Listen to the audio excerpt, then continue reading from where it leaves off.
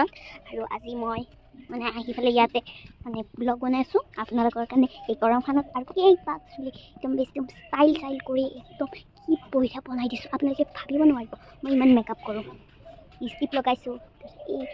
এইটো মোৰ বৰতা কাম কৰি আছে মই সেইকাৰণে লাহে লাহে কথা পাতি আছোঁ আৰু এইটো মোৰ বৰমা ঘৰত কাম কৰি আছে এইটো আৰু মই আজি আহিছোঁ মোৰ বৰতাতে ঘৰত মই ইয়াতে মানে ইহঁতৰ ঘৰত বহুত মানে সেই থাকে মানে অমিতা এনেকুৱা অমিতা আছে অমিতা তাৰপিছত এই সৰু সৰু অমিতা লাগি আছে তাৰপিছত আছে আৰু হাঁহ এইবিলাক মই এইটো মস্ত ভাল পাওঁ মই মস্ত এইবিলাক মই কাৰণ নেচাৰ ইজ অলৱেজ লাইক